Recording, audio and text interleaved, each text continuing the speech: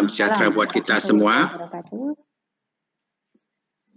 Yang saya hormati Bapak Dekan Fakultas Peternakan Universitas Brawijaya. Yang saya hormati para pembicara yang luar biasa pada pagi hari ini, yaitu Bu Dr. Tike, kemudian Pak Profesor James, kemudian Pak Dr. Eko Widodo, dan Bapak Joko Susilo. Oke, selamat datang para peserta ya yang sudah mendaftar dan mengikuti acara webinar pada pagi hari ini. Ya, kita punya tema di sini adalah tentang dinamika bisnis budidaya ayam kampung.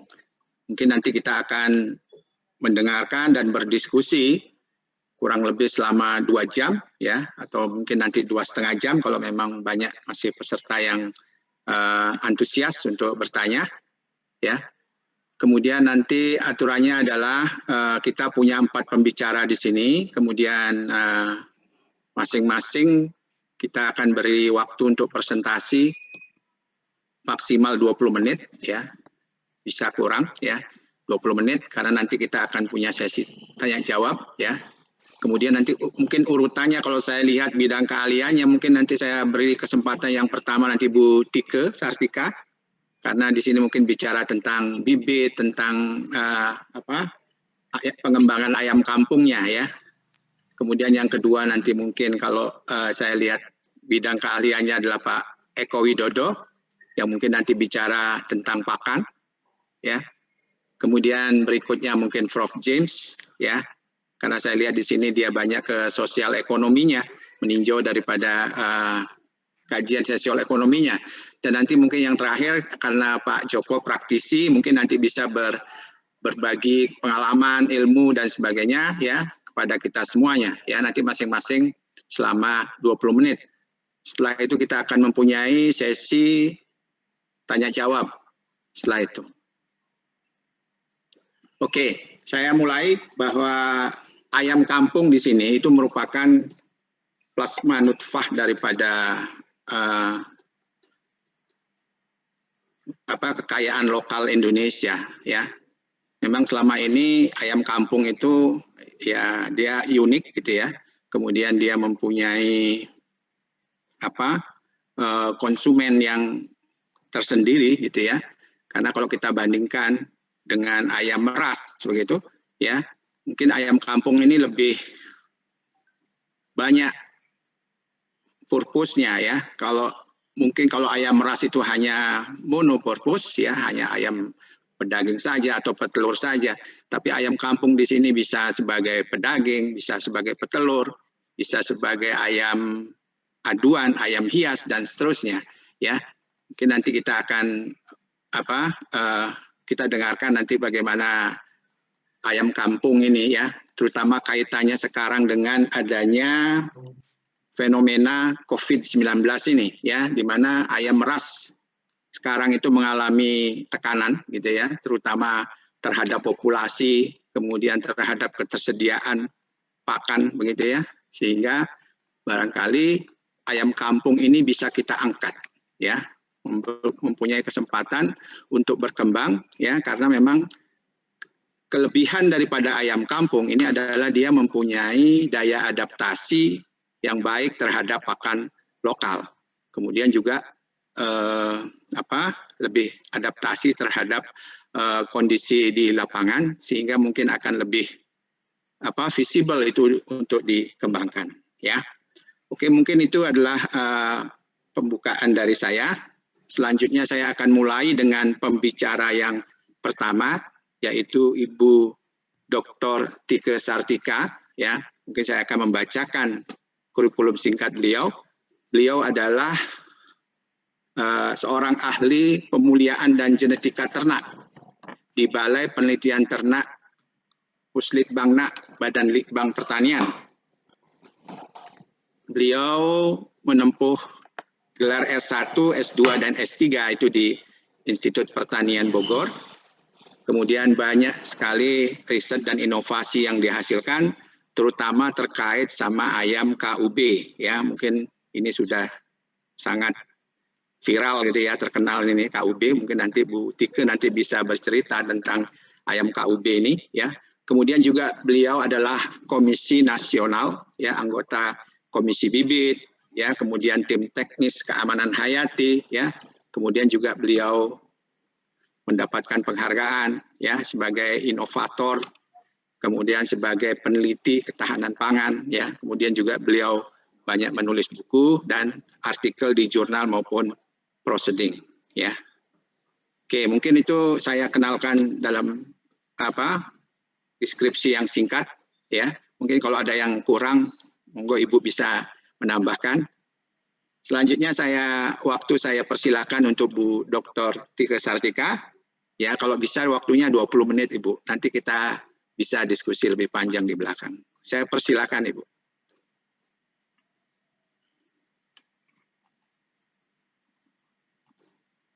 Mungkin ya. Assalamualaikum warahmatullahi wabarakatuh. Salam sejahtera buat kita semua. Apakah terdengar suara saya?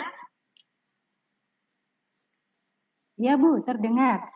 Oke. Terdengar Bu, jelas Bu. Terdengar ya. Sebelumnya saya ucapkan kepada panitia webinar dari Universitas Brawijaya untuk mengundang saya ikut sharing ya di dalam pengalaman penelitian dan menghasilkan bibit untuk menunjang industri ayam lokal di Indonesia. Kemudian saya ucapkan terima kasih juga kepada Bapak Dekan, Profesor Suyadi, kepada Bapak para narasumber, kepada Bapak Profesor James Eliward, kepada Bapak Dr. Eko, dan kepada Bapak Joko Susilo yang kita bisa silaturahim di sini, kemudian kepada Bapak Moderator, Bapak Dr. Irfan, dan kepada Bapak Ibu sekalian peserta webinar pagi ini. Mudah-mudahan ada manfaatnya gitu, sharing dari hasil penelitian yang saya telah kerjakan. Nah, di dalam topik webinar kali ini adalah dinamika bisnis budidaya ayam kampung, tidak lepas dari ketersediaan bibit ya.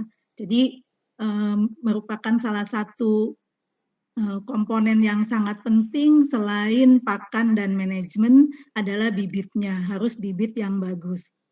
Nah, saya melihatnya 10 tahun terakhir di Indonesia itu sangat pesat untuk usaha ya pembibitan ayam lokal ini. Nah, itu dimulai dengan hasil dari salah satunya ikut menyumbangkan adalah bibit ayam KUB, yaitu Kampung Unggul Badan Litbang Pertanian ya, di dalam menunjang industri bibit ayam lokal di Indonesia.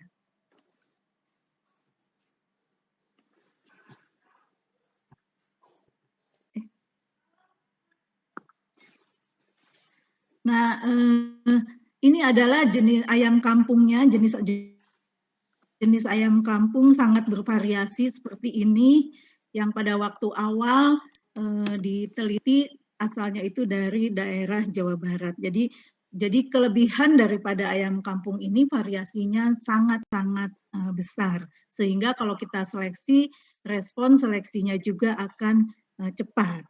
Nah, asalnya adalah dari ayam kampung yang ada di desa-desa gitu ya, di sekitar di Jawa Barat itu yang mempunyai produksi rendah gitu. Memang ayam kampung ini kenapa sangat sulit ya untuk dibisniskan, karena awalnya itu produksi telurnya sangat rendah, kemudian sifat mengeramnya sangat tinggi. Nah, dengan adanya korelasi genetik antara produksi telur dengan sifat mengeram itu yang sangat tinggi, maka kami melakukan awal penelitian dari ayam kampung ini. Nah, ini variasi daripada ayam kampung dengan mikrosatelit ya. Jadi di dalam satu lokus itu alelnya sangat banyak sekali. Artinya variasi daripada ayam kampung ini masih sangat tinggi. Jadi kita menggunakan basic ya, awalnya itu adalah ayam kampung. Jadi kalau ayam lokal di Indonesia itu sangat banyak ya. Kalau orang awam kan menyebutnya semuanya ayam kampung, tetapi sebetulnya SDG kita itu macam-macam rumpunnya. Nah, ayam KUB itu dari rumpun ayam kampung yang tidak bisa diidentifikasi secara fenotipe karena dia sangat-sangat bervariasi. Nah, ini ayam kampung asli ini diseleksi selama 6 generasi dengan peningkatan produksi telur dan penurunan sifat mengeram sudah dimulai sejak tahun 97-98. Jadi perjalanan penelitiannya ini sangat lama karena memang tidak smooth ya, tidak smooth dalam segi anggaran, dalam segi SDM pada waktu karena saya ditinggal sekolah pada tahun 96 sampai 2000, kemudian sampai dari 2000 sampai 2005, jadi harus dinonaktifkan, jadi memang tidak lancar langsung dari 5 tahun atau 6 tahun karena memang sebetulnya kan bisa di dalam satu generasi itu 1 tahun kalau lancar. Nah, tetapi ini agak tersendat-sendat. Nah, seleksinya adalah seleksi individu dengan independent culling level. Nah, ini adalah semua ayam mempunyai tag ya, mempunyai pedigree masing-masing, kemudian diseleksi produksi diamati selama 6 bulan. Nah, kenapa 6 bulan? Karena memang mempunyai korelasi yang tinggi dengan produksi telur 1 tahun. Tetapi kita setiap tahun harus membuat report ya. Jadi yang diseleksinya, kriteria seleksinya adalah selama 6 bulan. Nah, proporsi seleksinya adalah 50% terbaik dari populasi sehingga dihasilkan intensitas seleksinya hanya sekitar 0,8. Nah, respon seleksi setiap generasi bisa dihitung berdasarkan diferensial seleksi kali nilai heritabilitas.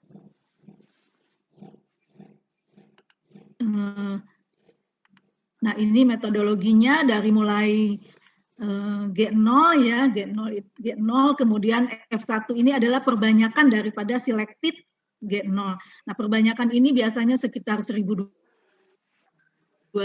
DOC untuk mendapatkan setiap generasi itu 500 induk dan 100 pejantan.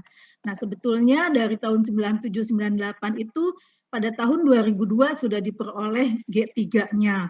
Tetapi karena waktu itu mungkin permasalahan dana dan lain sebagainya, ada juga ayamnya ini dikeluarkan karena tidak ada pakan. Nah, kemudian tahun 2004-2005 ini diambil kembali, ada yang pada tertentu. Jadi perjalanannya itu tidak smooth ya.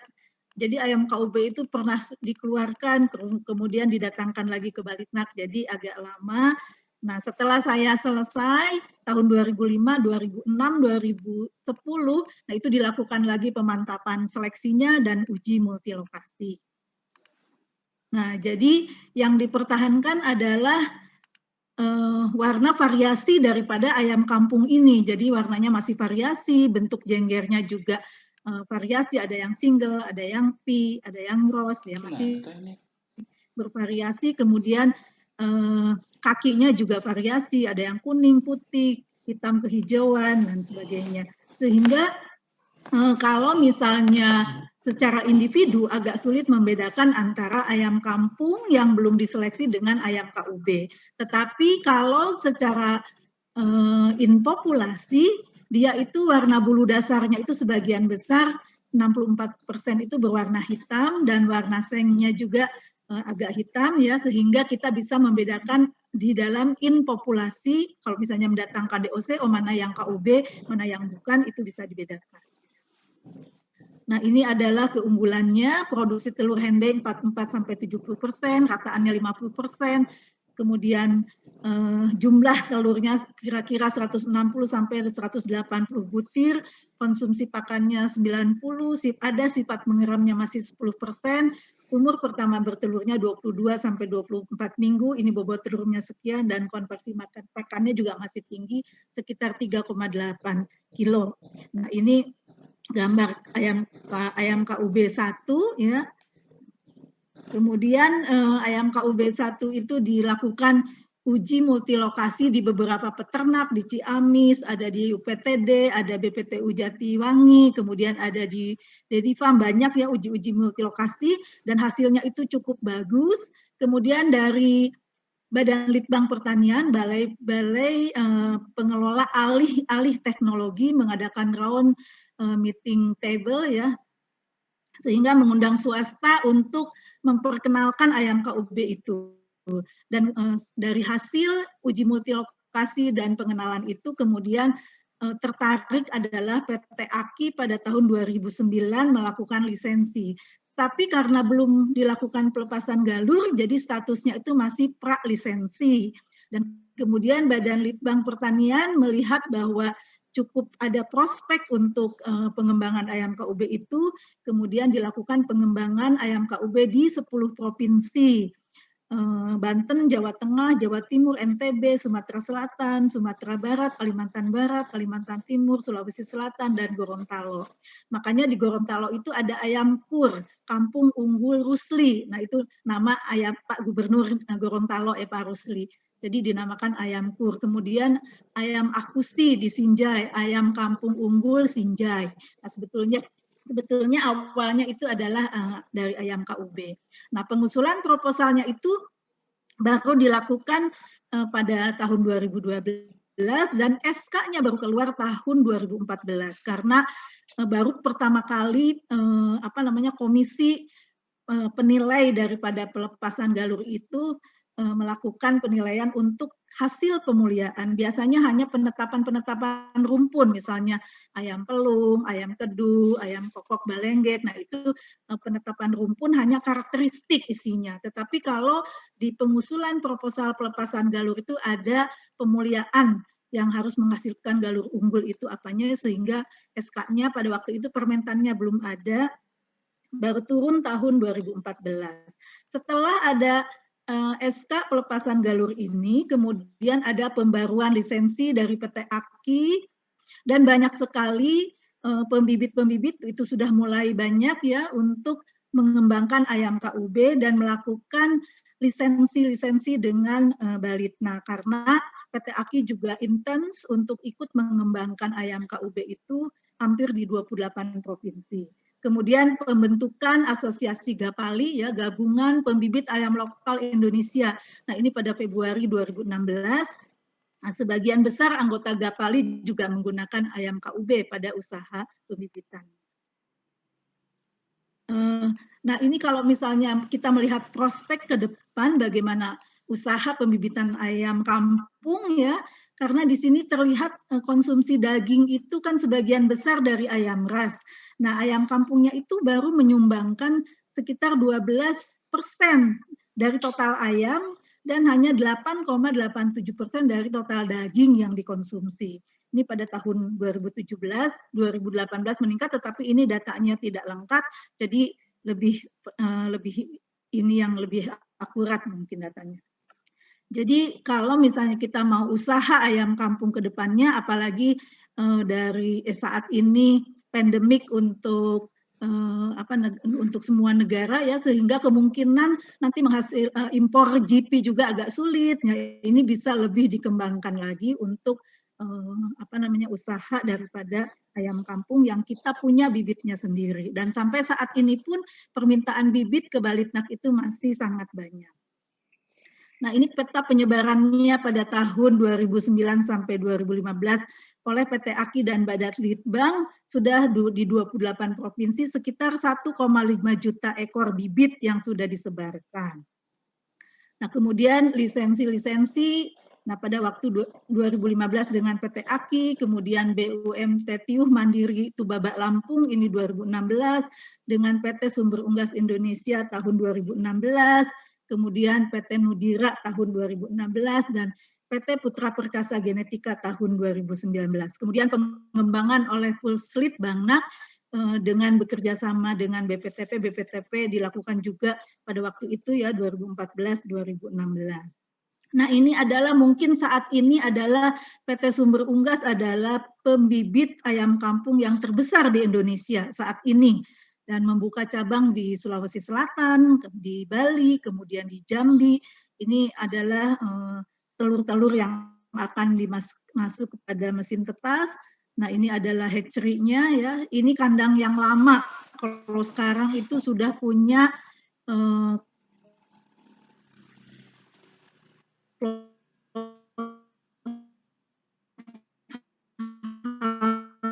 haus dari PT Sumber Unggas, dan yang terbukti mau disimpan di lingkungan seperti apapun ya cukup bisa bagus. Nah, ini di peternak kecil yang semi intensif juga sangat baik sekali. Ini semi intensif ayamnya seperti ini dengan mesin tetasnya juga yang kecil, ini juga sudah menghasilkan DOC. Kemudian di peternak kecil juga di Boalemo, Gorontalo, ini ayamnya seperti ini. Ini juga di Gorontalo sangat berkembang untuk ayam KUB. Kemudian ini adalah di Lombok ya, Lombok Tengah, NTB, karena di sana itu sangat terkenal dengan ayam taliwangnya, sehingga dipanennya itu hanya umur 42 hari, 6 minggu. Sementara kalau yang di Jawa Barat sekitar 10 minggu dipanennya. Nah, selain ayam KUB, Balitnak juga menghasilkan ayam sensi 1 agrinak. Nah, ini pelepasan galurnya tahun 2017. Kalau tadi ayam KUB itu untuk menghasilkan produksi telur tinggi karena digunakan sebagai female lain untuk menghasilkan DOC. Nah, kalau ayam sensi ini diseleksinya adalah untuk bobot badan yang tinggi yang akan digunakan sebagai male lainnya untuk industri ayam kampung. Nah, ayam sensi itu asalnya dari Sentul yang dari Ciamis, yang mempunyai pola dasar warna abu-abu, tapi abu-abunya sangat bermacam-macam. Ada sentul batu, debu, ya ada sentul emas, sentul geni. Tetapi yang diseleksi di Balitnak yang terbanyak adalah sentul abu dan sentul putih bercat. Ini awalnya sentul debu ya. Jadi ini yang terbanyak diseleksi di Balitnak. Nah, keunggulannya warna bulunya sudah seragam, yang putih pucak ini, kemudian abu, dengan bobot hidupnya pada umur 10 minggu itu 900 gram, FCR-nya 2,5 sampai 3. Sebelumnya ayam sentul itu 10 minggu hanya 650 gram dengan FCR 3 sampai 4. Nah,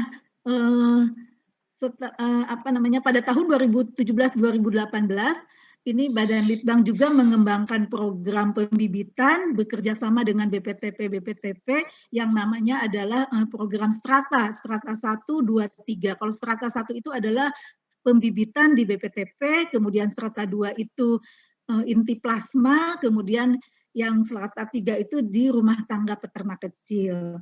Nah, tetapi ini baru berjalan 2018 sebentar, sudah ada program pemerintah yang namanya program bekerja.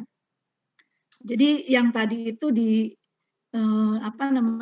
program Strata satunya itu ada di 7 provinsi ya, Sulawesi Selatan, NTB, Jawa Tengah, Jawa Banten, Sumut, Gorontalo. Nah, ini juga ikut membantu dalam penyediaan program bekerja juga. Nah, kemudian kalau yang Strata 3-nya ada di 17 provinsi. Jadi BPTB, PPTP sangat membantu sekali untuk mengembangkan ayam KUB, terutama yang bagus ya, di Jogja juga bagus, Jawa Tengah kemarin juga sudah mengadakan webinar tentang pemeliharaan ayam kampung. Nah, ini adalah program pemerintah untuk menyediakan 10 provinsi, 100 kabupaten, 1000 desa RTM, masing-masing pada tahun 2018 itu 10 juta ayam, 2019 20 juta ayam, tetapi Badan Litbang kebagian 3 juta pada 2018 dan 2019 itu 6 juta yang harus dibagikan. Paketnya adalah seperti ini, 50 ekor DOC ayam kampung atau umur 45 minggu, kemudian ada kandang sederhana berupa uang 500.000, ada pakan selama 4 bulan, vaksin, desinfektan, obat-obatan. Nah, ini walaupun dia RTM, memelihara DOC sampai umur dewasa itu dia bisa walaupun bukan peternak ya, sehingga jadi ayam kampung ini KUB ini sangat-sangat adaptif. Jadi dia sudah bisa memelihara walaupun keberhasilannya itu sangat bagus pada waktu masih dipasok pakan. Setelah pakannya sudah tidak dipasok, mungkin mereka juga keberatan untuk membeli pakan sendiri, akhirnya banyak juga yang dijual. Nah, kemudian program penelitian yang sedang berjalan adalah pada tahun ini insya Allah akan melakukan usulan proposal pelepasan galur ayam KUB 2 karena sudah dari tahun 2015 sampai 2020. Kemudian juga ada ayam gaosi, ini yang asalnya dari ayam gaok, jadi ayam gaok hasil seleksi juga sudah akan dilakukan pelepasan galur tahun ini 2020. Ada pembentukan galur ayam sensi 2 Agrinak, ini terusan dari ayam sensi 1 Agrinak, kemungkinan akan dilakukan pelepasan galurnya tahun 2023. Kemudian pembentukan galur ayam KUB 3, ini akan dimulai 2021 karena 2020 ini masih pelepasan yang KUB 2, yang KUB 3-nya 2021 sampai 2024. Insya Allah ini kerjasama merupakan riset PRN ya BRIN yang dibiayai LPDP, rencana pelepasan galurnya tahun 2024. Nah, ini adalah hasil daripada KUB 2. Puncak produksinya sekitar 73%, ada yang 75% ya itu. Jadi ada varian KUB kaki kuning, kalau yang KUB 1 itu hanya tidak diidentifikasi mengenai warna seng, yang KUB 2 ada identifikasi warna seng.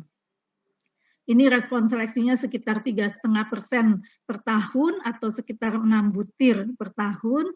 Nah, jadi perbedaan antara KUB 1 dan KUB 2 itu adalah dari segi rataan produksi telur hendei. Kalau yang KUB 1 masih 50%, KUB 2 itu sudah 60%. Nah, puncak produksinya hanya 65-70%, ini 70-75%. Produksi telur per tahunnya bisa sampai 200 butir, konsumsi pakannya tapi meningkat di 100 gram, sifat mengeramnya masih ada sekitar 5%, umur pertama bertelurnya lebih cepat antara 20-22 minggu, bobot telurnya sama, masih tetap 36-46 gram, dan konversi pakannya 3,5 kilo per kilogram telur. Kemudian ada varian daripada warna seng kuning, kalau untuk jantannya bisa 100%, yang betinanya masih sekitar 70%. Nah, ini ada yang ayam gaosi yang akan dilepas tahun ini juga. Ini bobot badan yang meningkat. Di sini ada penurunan ya dimulai tahun 2013 malah. Jadi akan dilakukan pelepasan galur. Ayamnya seperti ini sangat ganteng dari Pulau Madura. Dia sudah agak seragam warna bulunya itu seperti ini untuk jantannya dan warna semuanya single dan kakinya warnanya kuning. Nah, kemudian teknologi yang sudah dilakukan, teknologi molekuler ya, untuk membantu identifikasi gen-gen yang terkait di dalam produksi, ini sudah kami lakukan dari mulai keragaman genetik tahun 97 pada waktu saya S2 ya, sudah protein polimorfisme dari mulai belum ada DNA. Kemudian DNA D-loop, mitokondria tahun 98-2000 ini untuk tesis S2-nya. Kemudian ada kerjasama dengan LIPI ya, dengan LIPI juga kerjasama dengan ILRI yang merekomendasikan di situ temuan yang sangat penting adalah bahwa Indonesia itu merupakan salah satu pusat domestikasi ayam di dunia dari hasil penelitian ini. Kemudian DNA mikrosatelit dengan 30 marker juga sudah dilakukan tahun 2003 kerjasama dengan NIAS Jepang. Untuk gen fungsional juga sudah dilakukan kerjasama dengan NIAS. Kemudian tahun 2005 menjadi salah satu data di disertasi saya. Kemudian tahun 2018 dana dengan KP4S. Dan resistensi penyakit ini ketahanan gen MX ya, ketahanan terhadap AI pada tahun 2007, kemudian kerjasama dengan LIPI tahun 2009, ketahanan terhadap ND bakteri Salmonella 2017-2018 ini kerjasama dengan IPB, kemudian ketahanan terhadap ND kerjasama dengan Balai Biogen dengan dana KP4S, kemudian growth hormone gain keempat KP4S tahun 2018. Nah, identifikasi seperti ini sudah banyak dilakukan, tetapi belum dilakukan untuk applied untuk menghasilkan suatu galur misalnya dengan molekuler itu belum ada. Jadi hanya baru identifikasi saja, karena memang kita tahu persis ada kendala dari segi dana. Kalau di Balitnak berlomba-lomba apakah mau beli bahan kimia atau pakan. Jadi kita mengutamakan beli pakan, sehingga hasil daripada seleksinya adalah menggunakan genetika kuantitatif, jadi belum menggunakan genetika molekuler. Kemudian di perguruan tinggi mungkin bisa membeli bahan-bahan kimia ini, tetapi pakan untuk ternak ya, ternaknya terbatas, hanya tidak representatif untuk menghasilkan suatu galur, karena memang jumlahnya hanya sedikit, mungkin di bawah 100 gitu.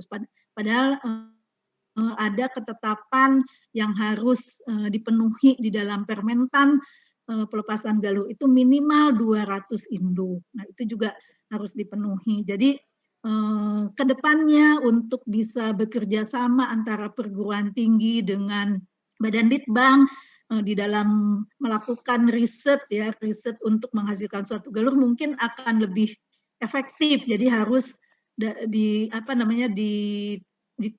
sama berbagai arah gitu ya, dituju oleh berbagai perguruan tinggi, Badan Litbang dan lain sebagainya, supaya menghasilkan betul-betul di Indonesia itu menghasilkan bibit unggul.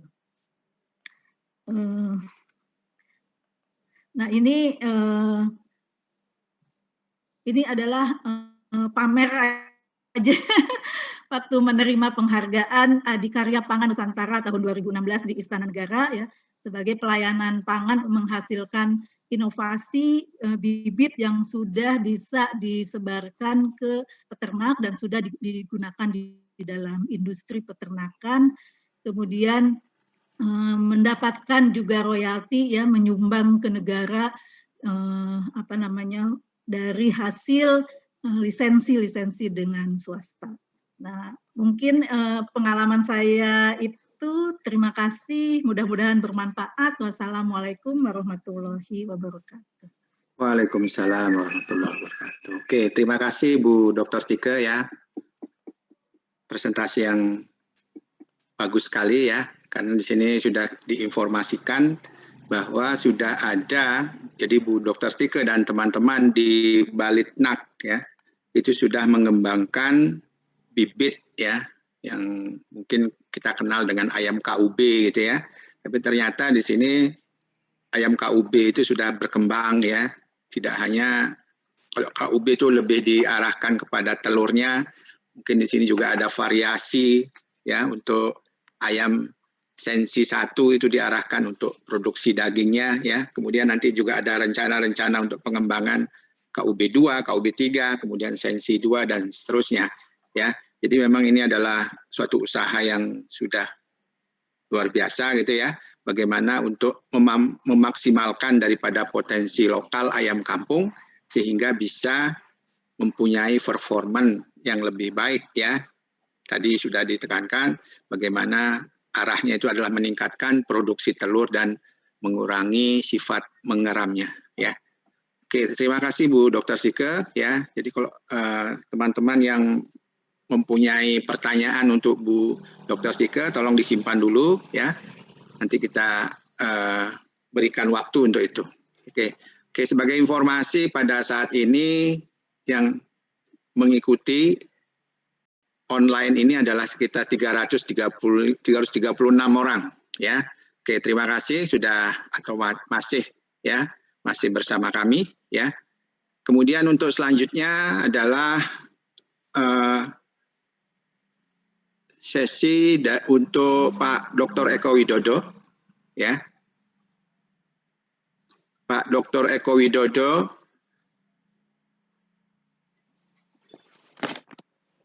saya bacakan CV singkatnya ya. Jadi Pak Dr. Eko Widodo ini adalah staf